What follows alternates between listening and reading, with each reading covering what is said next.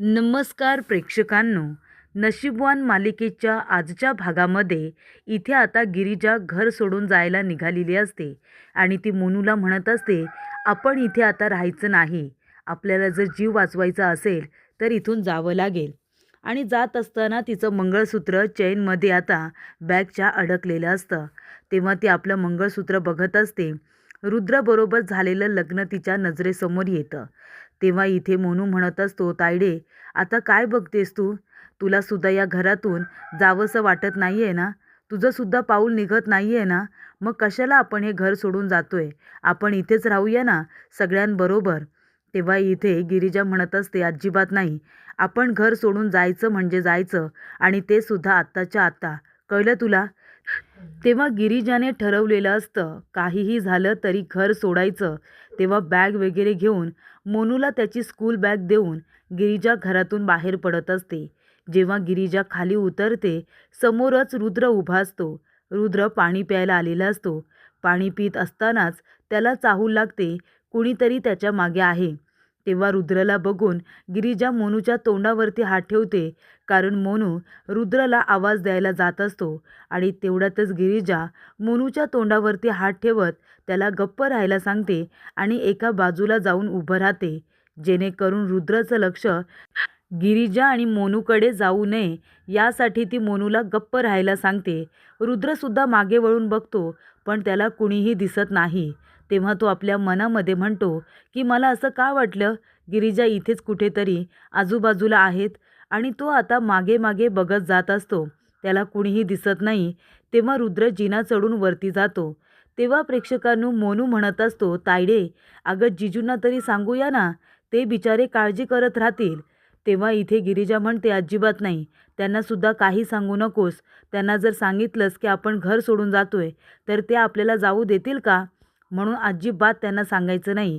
तेव्हा रुद्र वरती गेल्यानंतर गिरिजा मोनूचा हात पकडून घरातून बाहेर पडते.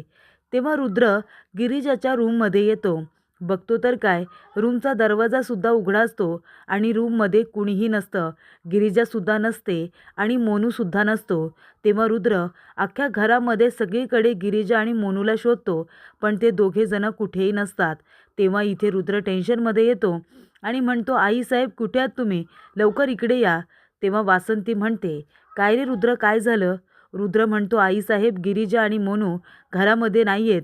त्यांना सगळीकडे शोधलं, कुठेच नाही आहेत त्या. तेव्हा तू तुझ्या रूममध्ये बघितलंस का? रुद्र म्हणतो, माझ्या रूममध्ये बघितलं, सगळीकडे बघितलं, गिरिजा कुठेही नाही आहेत. तेव्हा नागेश्वर म्हणतो, काय झालं काय? कसला तमाशा चालला एवढ्या रात्रीचा? वासंतीसुद्धा जोरजोरात गिरिजाला हाका मारत असते.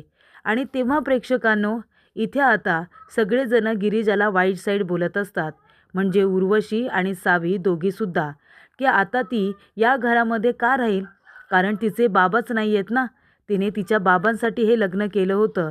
तिचे बाबाच नाही आहेत, मग ती इथे कशाला राहील? तेव्हा उर्वशी म्हणते, नाहीतर काय.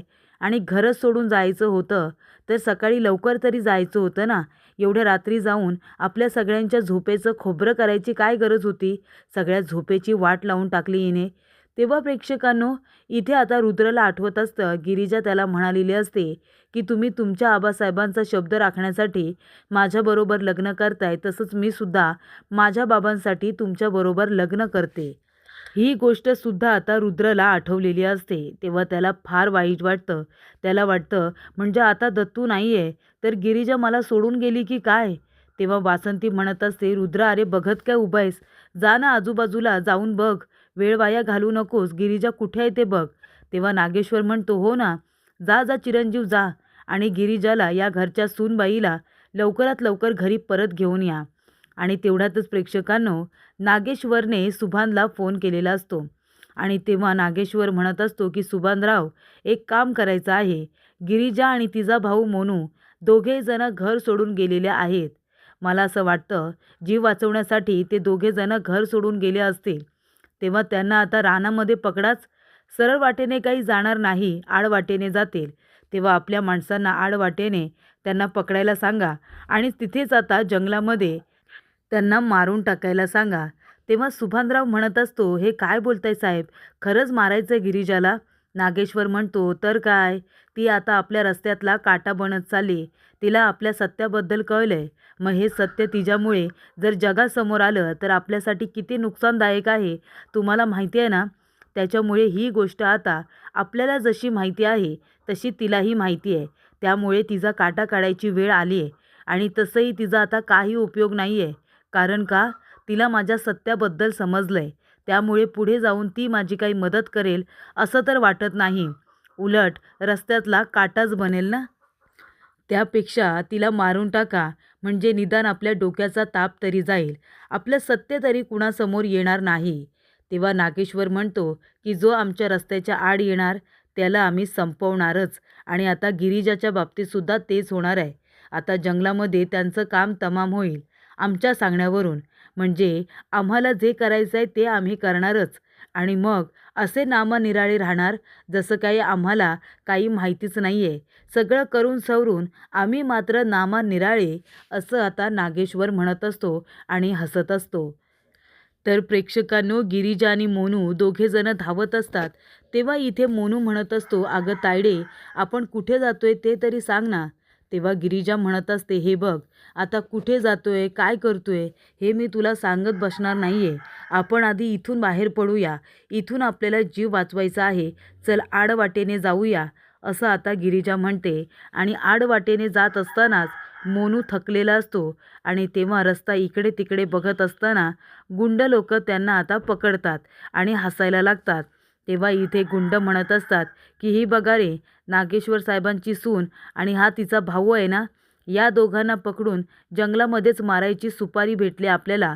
तेव्हा यांना इथेच्या इथे मारूया.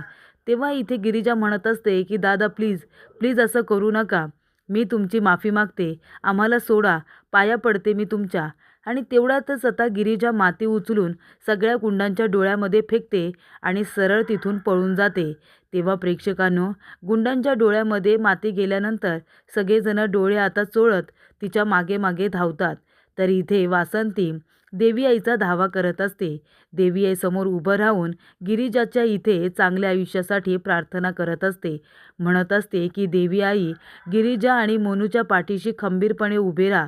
गिरिजाबरोबर काहीही चुकीचं घडू देऊ नका. गिरिजा जेव्हा या घरामध्ये आली होती त्या क्षणीच मला वाटलं होतं की आता या घरामध्ये काहीतरी चांगलं घडेल.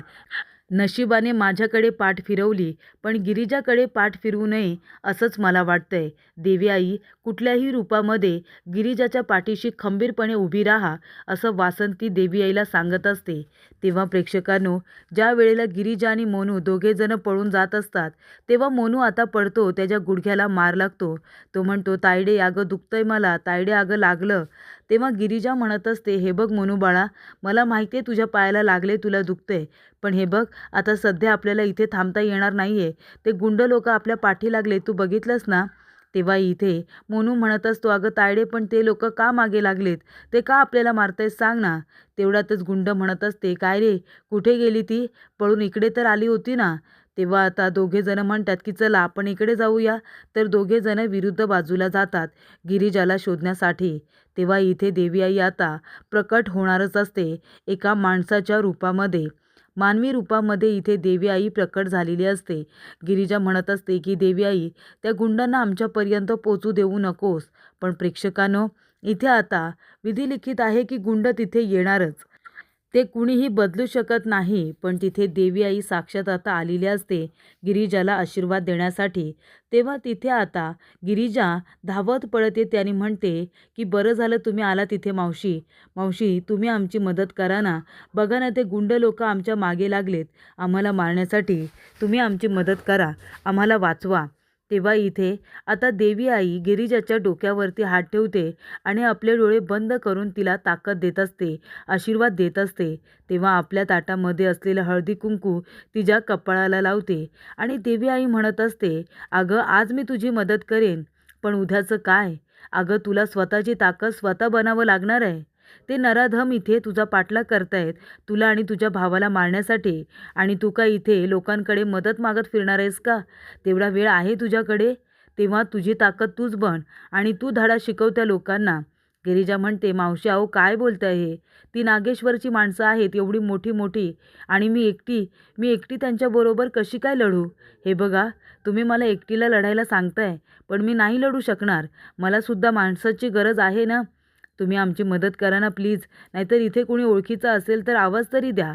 तेव्हा इथे देवी आई म्हणत असते, अजिबात नाही, तसं करता येणार नाही. कोण तुझ्या मदतीला येणार आहे? अगं स्वतःची ताकद तुला आता स्वतःला बनावं लागणार आहे. तुझ्या भावाचा आणि स्वतःचा जीव वाचवणं हे तुझ्याच हातामध्ये आहे. ते नराधम तुझा पाठलाग करतील, पण त्यांना धडा शिकवण्याची वेळ आता आलेली आहे आणि हे काम तुलाच करावं लागेल. तेव्हा प्रेक्षकांनो, रुद्र गिरिजाला सगळीकडे शोधत असतो. तो सगळ्यात आधी गिरिजाच्या घरी जातो, पण घराला कुलूप असल्यामुळे रुद्र म्हणत असतो की मला तर वाटलं होतं त्या आमचं घर सोडून त्यांच्या घरी येतील, पण त्या तर इथे सुद्धा आलेल्या नाही आहेत. मग कुठे गेल्या गिरिजा आणि मोनू? तेव्हा इथे रुद्र आता आवाज देत असतो. त्यानंतर देवी आईच्या मंदिरासमोर येऊन उभा राहतो आणि म्हणतो, देवी आई, गिरिजा आणि मोनू जिथे कुठे असतील त्यांना सुखरूप ठेवा, त्यांच्यावरती तुमचा आशीर्वाद ठेवा. तेव्हा प्रेक्षकांनो, मोनूला पकडल्यानंतर गिरिजा म्हणत असते, सोडा सोडा, माझ्या भावाला सोडा, त्याला त्रास देऊ नका. तेव्हा इथे गिरिजा म्हणते, अगं मावशी असं काय करतेस? अगं तू तरी बोलव ना तुझ्या ओळखीच्या माणसांना माझी मदत करण्यासाठी. अहो दादा सोडा ना, का तुम्ही माझ्या भावाला पकडले? सोडा हो, तो लहान आहे. आणि तेवढ्यातच एक माणूस गिरिजाला धक्का देतो. गिरिजा डिरेक्टली देवी आईच्या पायाजवळच डोकं टेकते. तिथेच ती पडते. तिच्या डोक्याला मार लागतो, पण त्याचबरोबर देवी आईने आशीर्वादसुद्धा दिलेला असतो. तिच्या कपाळाला संपूर्णपणे कुंकू लागलेलं असतं, जणू काही मळवट भरलेला आहे. त्यानंतर प्रेक्षकांनो, इथे आता गिरिजा म्हणत असते, सोडा रे माझ्या भावाला सोडा. अगं मावशी, हे बघ माझ्यामध्ये इतकं बळ नाही आहे गं, मी एकटी या सगळ्यांबरोबर लढू शकेन. तेव्हा देवी आई म्हणत असते, तुझ्यामध्ये 10 हत्तींचं सुद्धा बळ आहे, पण ते तुला आता स्वतःला जाणून घ्यायला हवंय. अगं भावाला पकडलंय ना तुझ्या, मग त्याचा जीव वाचवायचा नाही आहे का तुला? आणि रोज काही तू सगळ्यांजवळ मदत मागणार आहेस? हे गुंड लोक आज ना उद्या पुन्हा पुन्हा तुम्हाला त्रास देण्याचा प्रयत्न करतील. मग त्यांच्या मनामध्ये भीती निर्माण करायला नको का? अगं जेव्हा दानवांनी पृथ्वी तळावरती उच्चांग माजवला होता ना, तेव्हा दुर्गा देवीने पृथ्वी तळावरती जन्म घेतला होता आणि आपल्या इथे त्रिशूलाने सगळ्यांचा सर्वनाश केला होता. माहिती आहे ना तुला? मग आता तुला सुद्धा दुर्गेचं रूप घ्यावंच लागेल, कारण का तुला रोज रोज ह्या अशा लोकांबरोबर आता लढावं लागणार आहे. रोज तुझ्या कोणी मदतीला येणार नाही. आज मी इथे आले म्हणून तुला काय वाटेल रोजच मी येऊ शकेन का? नाही. त्यामुळे आता तुझ्यामध्ये असलेली ताकद तुला या लोकांना दाखवावी लागणार आहे. अगं फक्त इथे शरीराने ताकद असणं महत्त्वाचं नसतं, आपण आपल्या मेंदूचा सुद्धा वापर केला पाहिजे. युक्तीने सुद्धा कुठलीही जंग आपल्याला जिंकता आली पाहिजे. तेव्हा आता जा आणि तुझ्या भावाला वाचवण्यासाठी तू स्वतः प्रयत्न कर. अगं हे असे नराधम तुला रोज त्रास द्यायला येतील, तेव्हा अशा लोकांना धडा शिकवण्यासाठी तुला सुद्धा तुझं त्रिशूल हे काढावंच लागेल आणि तुला सुद्धा तुझी ताकद स्वतः बनावं लागेल. तेव्हा प्रेक्षकांनो, पुढील भागामध्ये इथे आता देवी आई गिरिजाला म्हणत असते की गिरिजा चल, उठ आता तू सुद्धा आणि दाखवून दे या लोकांना की तुझ्या मनगटात किती बळ आहे ते, तुझ्या मनगटात किती ताकद आहे ते. आणि आता ती वेळ आली आहे स्वतःसाठी लढण्याची. आता तू सिद्ध करून दाखव की तू आहेस खरी नशीबवान, आणि म्हणूनच नशीबवान असल्यामुळे तू स्वतःचं नशीब स्वतः बदलू शकतेस. कुणीही तुला मारू शकत नाही, तुझ्या जीवावरती उठू शकत नाही, कारण तू स्वतःला आणि तुझ्या भावाला वाचवण्यासाठी समर्थ आहेस. कळलं का तुला? तेव्हा प्रेक्षकांनो, इथे आता देवी आईने गिरिजाला इथे खूपच जास्त आता तिचं मनोबल वाढवलेलं असतं. तिला विश्वास दिलेला असतो की तू काहीही करू शकतेस. आणि इथे आता गिरिजाच्या अंगामध्ये असं काही बळ आलेलं असतं 10 हत्तींचं, की ती वरून आता एक घंटा खेचून काढते आणि ती घंटा घेऊन त्या गुंड लोकांची डोकी फोडून टाकते, त्यांना मार मार मारते. तर इथे देवी आई साक्षात मानवतेचं रूप घेऊन त्या ठिकाणी आता येते आणि त्याचबरोबर गिरिजाला इथे आता कानमंत्र देते की स्वतःसाठी लढ, त्याशिवाय तुला कोणीही मदत करणार नाही. देवी आईसुद्धा त्यांचीच मदत करते, जे स्वतःची मदत स्वतः करत असतात. तेव्हा प्रेक्षकांनो, रुद्र घरी आलेला असतो. तेव्हा नागेश्वर म्हणतो, जाऊ द्या, त्यांना तुम्ही शोधण्याचा इतका प्रयत्न केलात, आता त्यांना आपल्या घरची लक्ष्मी बनून नाही राहायचं आहे तर काय करायचं? जाऊ द्या, त्यांचा विचार नका करू. तेव्हा त्या ठिकाणी आता गिरिजा आलेली असते आणि गिरिजा म्हणते की आबासाहेब, तुमच्या घरची लक्ष्मी परत आली आहे आणि ही घरची लक्ष्मी रुद्रांना सोडून कधीच आता कुठेही जाणार नाही आहे.